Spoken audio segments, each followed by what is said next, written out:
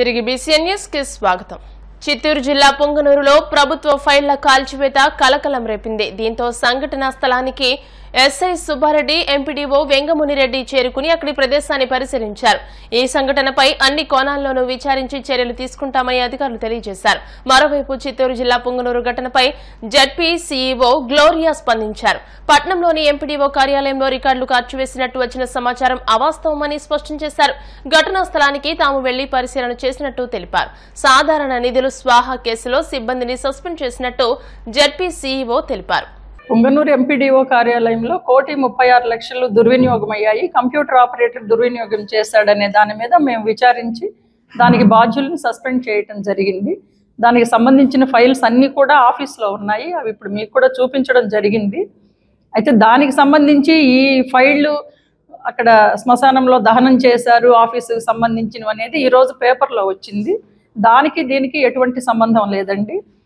ఫైల్స్ను కూడా ఈరోజు తగలబెట్టిన ప్రదేశాన్ని కూడా మేము పరిశీలించడం జరిగింది. ఆఫీస్ సిబ్బందిని విచారించడం జరిగింది. ఈ పేపర్స్ చూస్తే మన ఆఫీస్కి అసలు సంబంధం లేని పేపర్స్ ఉన్నాయి. ఎవరో వ్యక్తిగతమైన పెళ్లి ఫోటోలు, క్యాలెండర్స్, దానికి సంబంధించిన రాడ్స్, ఈ లాంగ్వేజ్ చూస్తే కూడా జ్యుడిషియల్ లాంగ్వేజ్ అట్లా ఉన్నాయి. అంటే ఇక్కడంతా అడ్వకేట్స్ వాళ్ళందరూ ఉంటారు ఈ ఏరియాలో, మీ అందరికి కూడా తెలుసు. కాబట్టి ఈ వార్త అనేది పూర్తిగా నిరాధారమని నేను తెలియపరుస్తున్నాను. నేను చేసిన పరిశీలనను బట్టి ఇన్ఛార్జ్ ఎంపీడీఓగా పనిచేసినటువంటి రాజేశ్వరి, ప్రజెంట్ ఏవో, అట్లాగే సీనియర్ అసిస్టెంట్ రాజశేఖర్ రెడ్డి, వీరిద్దరూ అప్పుడు నిధుల దుర్వినియోగం విషయంలో ఆపరేటర్ 1,36,00,000 అతని సొంత ఖాతాకు తరలించుకున్నటువంటి అభియోగంలో వీరు నిర్లక్ష్యంగా వ్యవహరించిన దాని మీద మేము విచారించి రిపోర్టు తెప్పించుకుని ఎంపీడీఓ గారి దగ్గర నుంచి వారిద్దరిని కూడా సస్పెండ్ చేయటం జరిగింది. వారిద్దరి మీద ఛార్జెస్ ఫైల్ చేస్తున్నాము. వారిచ్చే వివరణను బట్టి మళ్ళీ ఎంక్వైరీ ఆఫీసర్ని వారి మీద నియమిస్తాం. సరిహద్దుల్లో కాపలా కాసే సైనికుల జీవితం అంత తేలిక కాదని, దేశం కోసం ప్రాణాలను సైతం పణంగా పెట్టాల్సిన సందర్భాలుంటాయని రాష్ట్రపతి ద్రౌపది ముర్ము, రక్షణ మంత్రి రాజ్నాథ్ సింగ్ పేర్కొన్నారు. సైనికులు తమ కుటుంబ సభ్యులను వదిలి వెళ్లాల్సి వస్తోందన్నారు. గతేడాది జరిగిన అగ్ని ప్రమాదంలో 26 ఏళ్ల అంశుమన్ సింగ్ అసాధారణ ధైర్య సాహసాలు ప్రదర్శించి ఎంతో మందిని కాపాడేందుకు తన ప్రాణాలను బలిగొన్నాడని, అతని భార్య చిన్న వయసులోనే భర్తను కోల్పోవడంతో అక్కడున్న వారంతా ఒక్క క్షణం ఉద్వేగానికి లోనయ్యారు. పెళ్లైన 5 నెలలకే భర్తను కోల్పోయిందామె. ఈ నేపథ్యంలో తన భర్త వీరత్వాన్ని వివరిస్తున్నప్పుడు ఆమె కళ్లలో నీళ్లు తిరిగాయి. ఇది చూసి కీర్తి చక్ర బహుకరించేందుకు వచ్చిన రాష్ట్రపతి ద్రౌపది ముర్ము ఆమెకు పతాకాన్ని అందించి ఓదార్చారు. ఈ వీడియో సోషల్ మీడియాలో వైరల్ గా మారింది. గత జూలైలో లడఖ్లోని సియాచిన్ గ్లేసియర్లోని ఆర్మీ బంకర్లో జరిగిన అగ్ని ప్రమాదంలో ఆర్మీ మెడికల్ కార్ప్స్ కెప్టెన్ గా అంశుమాన్ సింగ్ అసాధారణమైన ధైర్య సాహసాలను ప్రదర్శించి అగ్ని ప్రమాదంలో అమరుడయ్యాడు. ప్రపంచ క్రికెట్లో పరిచయం అక్కర్లేని పేరు మహేంద్ర సింగ్ ధోని. ఆయన పుట్టినరోజు వేడుకలు నిన్న ఘనంగా జరిగాయి. ఈ బర్త్డే వేడుకల్లో సల్మాన్ ఖాన్ తో పాటు సాక్షి పాల్గొన్నారు. మిస్టర్ కూల్ బర్త్డే సెలబ్రేషన్స్ వీడియోను ఆయన భార్య సాక్షి తన ఇన్స్టాగ్రామ్ లో షేర్ చేసింది. బర్త్డే వేళ ధోనికి సోషల్ మీడియాలో ఫ్యాన్స్ నుంచి శుభాకాంక్షలు వెల్లువెత్తుతున్నాయి. ఇప్పటికే చెన్నై టీం ఒక అద్భుతమైన వీడియోతో మహీకి బర్త్డే విషెస్ చెప్పింది. క్రికెట్ ప్రపంచంలో ధోని క్రియేట్ చేసిన రికార్డ్స్ ను అభిమానులు మరోసారి గుర్తు చేసుకున్నారు. ధోని తన పుట్టినరోజును ఇంట్లోనే జరుపుకోగా ఆ వేడుకల్లో బాలీవుడ్ బాద్షా సల్మాన్ ఖాన్ పాల్గొన్నారు. అందుకు సంబంధించిన ఒక ఫోటోను ఆయన పంచుకున్నారు.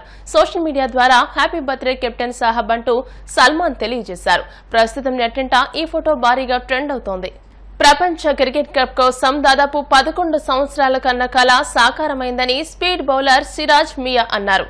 టీ20 ప్రపంచ కప్ గెలిచిన అనంతరం మహ్మద్ సిరాజ్ తొలిసారిగా హైదరాబాద్ చేరుకున్నారు. సిరాజ్ కు శంషాబాద్ ఎయిర్పోర్ట్ లో అభిమానులు ఘనంగా స్వాగతం పలికారు. ఆయన మీడియాతో మాట్లాడుతూ టీ20 ప్రపంచ కప్ గెలవడం హైదరాబాద్ కు గర్వకారణమని సిరాజ్ అన్నారు. 11 సంవత్సరాలుగా ఎదురు చూస్తున్న క్రికెట్ అభిమానులకు ఇది మర్చిపోలేని రోజని గుర్తు చేశారు. తాను కూడా క్రికెట్ టీం కోసం చాలా కష్టపడుతున్నానని, ఇంకా కష్టపడి రానున్న రోజుల్లో ఇండియాకు మరిన్ని పథకాలు సాధించే విధంగా కృషి చేస్తానని అన్నారు. వార్తలు ముగించే ముందు ముఖ్యాంశాలు మరోసారి. హైదరాబాద్ ప్రజాభవన్ లో తెలుగు రాష్ట్రాల ముఖ్యమంత్రుల భేటీ, వివరాలను వెల్లడించిన తెలంగాణ డిప్యూటీ సీఎం భట్టి.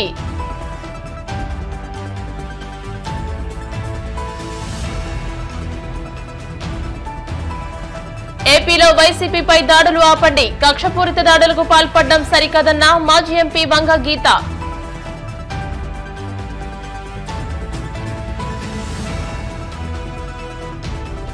సరిహద్దుల్లో కాపలా కాసే సైనికుల జీవితం అంత తేలిక కాదన్న రాష్ట్రపతి.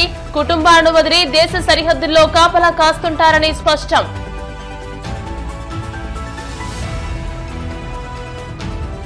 ఘనంగా మహేంద్ర సింగ్ ధోని పుట్టినరోజు వేడుకలు. ధోని ఇంట్లోని వేడుకల్లో పాల్గొన్న బాలీవుడ్ బాద్షా సల్మాన్ ఖాన్. ఈ వార్త ఇంతటితో సమాప్తం. మరిన్ని వార్తల కోసం BCN digital YouTube channel, Facebook page ని ఫాలో అవ్వండి. అప్డేటెడ్ వార్తల కోసం ప్లీజ్ సబ్స్క్రైబ్.